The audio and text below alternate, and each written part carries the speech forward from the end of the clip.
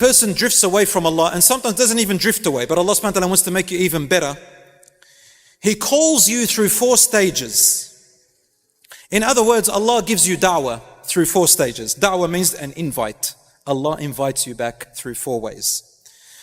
The first way is the easiest way, that is for everybody. Every single one of us in this room and around the world gets this first stage for free.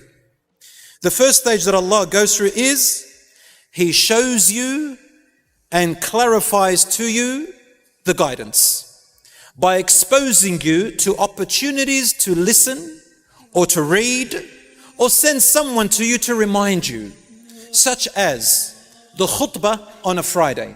Everyone can sit down and listen to the khutbah. That's why we must not talk or engage with anybody during the khutbah on a Jumu'ah. Allah is guiding you. Just listen. Everybody can do that. You go on YouTube and you listen to a topic of your choice about Islam or Deen or fear of Allah. Everybody can do that. Who is the one that facilitated this for you? Humans invented it, but who is the one that gave them the intellect and for you the ears to listen? Allah. So Allah brings to you something like that. I've heard young people tell me, you know what, subhanAllah, today I was thinking about this. I opened up my phone and on YouTube, what's the first thing that came up? This. SubhanAllah, wallahi, this is a sign. Yes, it is a sign. It is a sign. Sometimes all week you'll be talking with your friends about something or thinking about something, and the khutbah comes, the Jumu'ah, you sit down and you go, oh my Allah, this Imam is speaking about the same thing I was thinking about all week. It's a sign. Sometimes you'll be going and you see this religious sister or brother coming your way. You want to run away because then you're going to think it's the haram police or something like that. The shaitan starts telling you all this stuff, right?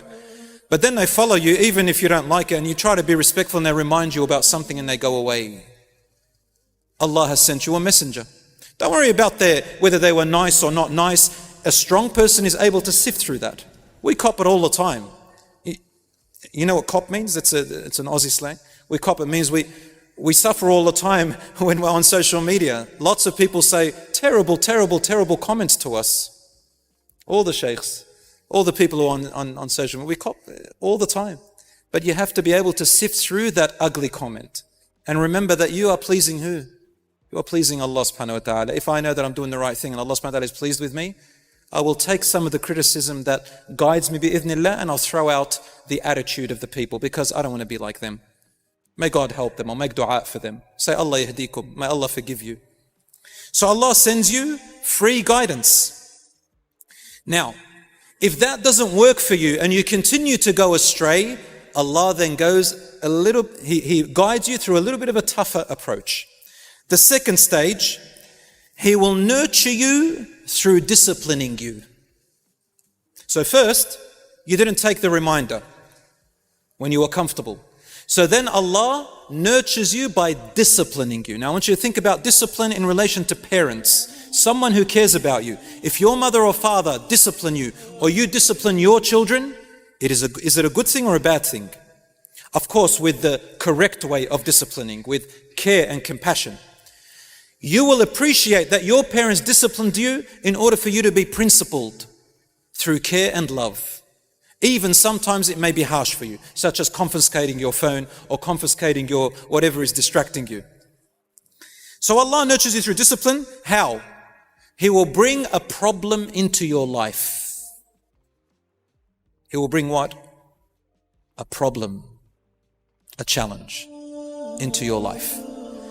And we all know that humans learn best through what? Through problems. When you learn maths, who's a mathematician here? Who learns maths? Everybody learns maths. Who likes maths?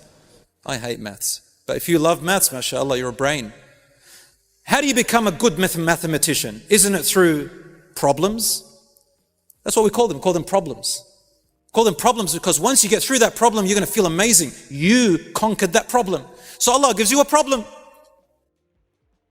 And that's how Allah subhanahu wa ta'ala dealt with all the prophets and messengers and the companions. So if you have a problem, know that Allah subhanahu wa ta'ala is guiding you. Take it in a good way.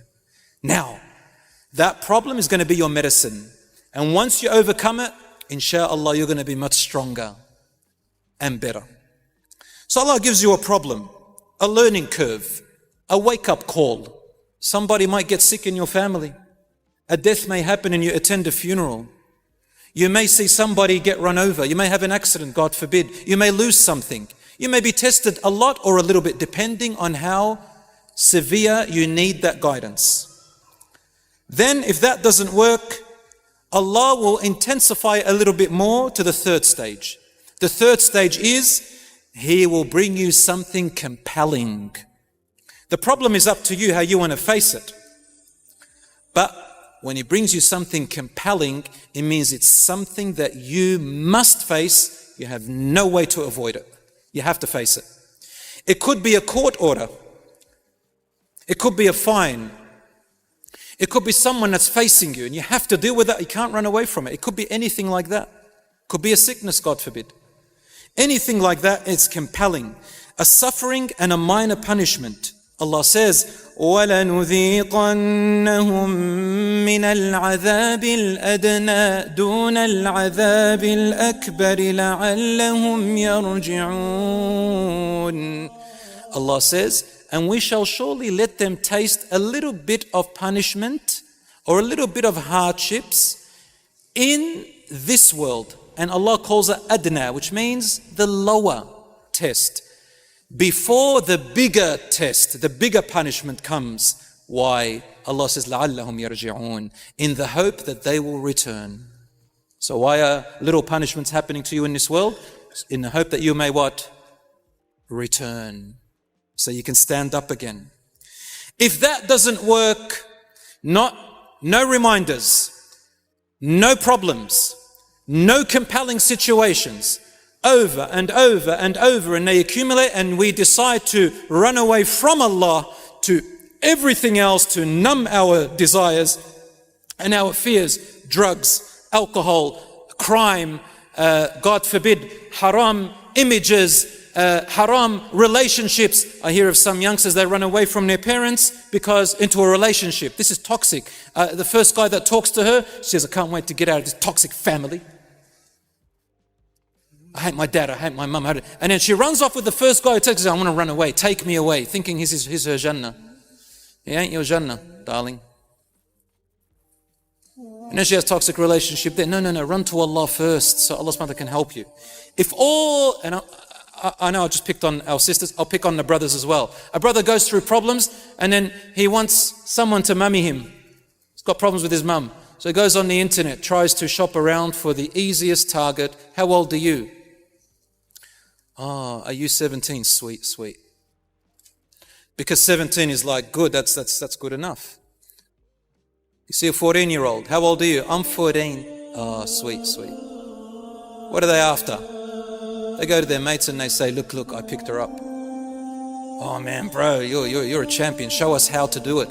These people have got problems and we need to nurture them. No, brother and sister, don't go after that in order for you to try and fulfill that little gap that you might have. No, that's going to lead you astray. But anyway, after all these three stages, if nothing works and the reminders come again and again, then the catastrophe happens. And I'm going to finish it with this. Do you know what the catastrophe is? What do you think it is? What do you think the catastrophe is? If all the reminders come to the person and the person does not wake up and return, what is the catastrophe that Allah brings you? You might think death, sickness, Allah's going to send a lightning bolt, on you, someone's going to murder you, someone's going to go from your family, something terrible is going to happen, you're going to lose your business. No. None of that is going to be the catastrophe. You'll be surprised to know that the final catastrophe will be Allah just lets you go. He just lets you go.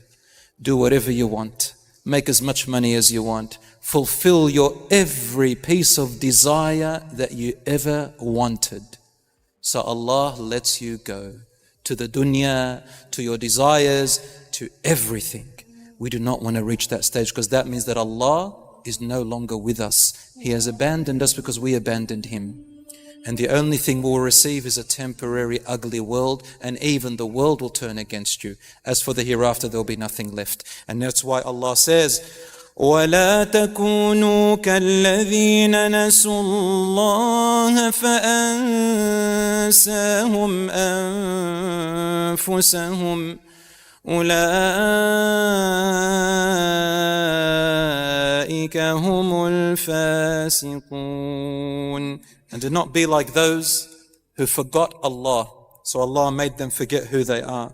These are truly the ones who are corrupt. But rather, we want to be among those whom Allah subhanahu wa ta'ala loves, and we love Him. And inshallah, we get the best of both worlds here and in the hereafter, inshallah.